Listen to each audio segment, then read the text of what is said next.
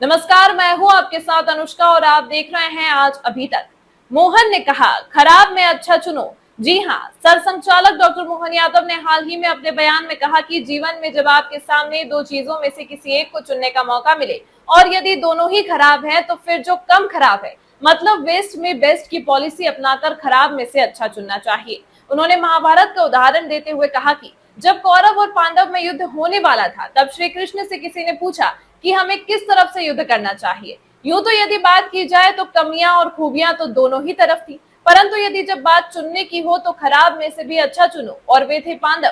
क्योंकि यदि बात पांडवों की भी की जाए तो उनमें भी कई कमियां थी, जैसे कि पांचाली को जुए में हारना और भी कई बातें। परंतु राजनीति की जब बात होती है तो दूध का धुला कोई नहीं होता, जैसा कि बोला या बताया जाता है। और जहां तक संघ का मत है, वही बात मोहन जी ने कही, क्योंकि संघ एक उद्देश्य है राष्ट्र निर्माण का, ना कि कोई राजनीतिक पार्टी। इसलिए वो अपनी हर बात स्पष्ट रूप से कहता भी है और करता भी है। रही बात राजनीतिक पार्टी की, तो जो भी पार्टी या संगठन देश हित और जनता के हितों के लिए संघ से सहयोग चाहता है, संघ उसे पहली प्राथमिकता पर देता है। कांग्रेस ने कभी संघ से कोई सहयोग मांगा ही नहीं, और बगैर मांगे तो माँ भी अपने बच्चों को दूध नहीं पिलाती। ये तो फिर सहयोग की बात है।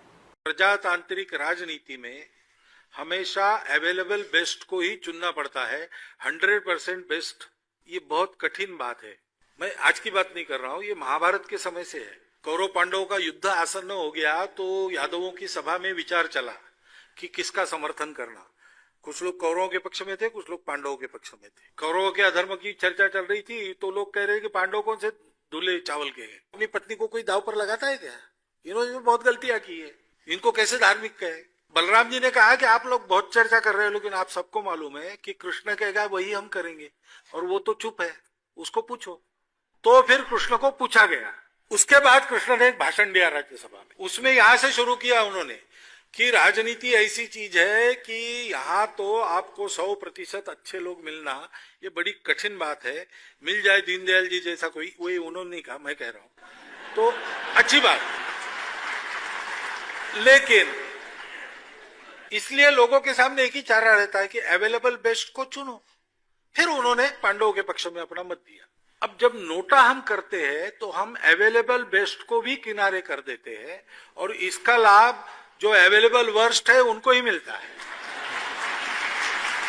इसलिए यद्यपि नोटा का प्रावधान है, मेरा मानना है कि नोटा का उपयोग बिल्कुल नहीं करना चाहिए, अवेलेबल बेस्ट के पक्ष में जाना चाहिए। वोट उसको जो बनाए विकसित भारत, वोट उसको जो सोचे आपके भविष्य की। इस बार वोट आपके प्यारे अमीर फिरोजिया को। इस बार वोट उसको जो शहर के विकास में साथ दे। मैं भी वोट दूंगी। हम सब वोट देंगे। आप सबके वोट से होगा विकसित भारत का संकल्प। मुट्ठी में कुछ सपने लेकर भरकर जेबों में आशाएं, दिल में है अरमान यही, कुछ कर जाएं, कुछ कर जाएं। सूरज सा तेज नहीं मुझ में, दीपक सा जलता देखोगे। सूरज सा तेज नहीं मुझ में, दीपक सा जलता देखोगे। अपनी हद रोशन करने से तुम मुझको कब तक रोकोगे? तुम मुझको कब तक रोकोगे?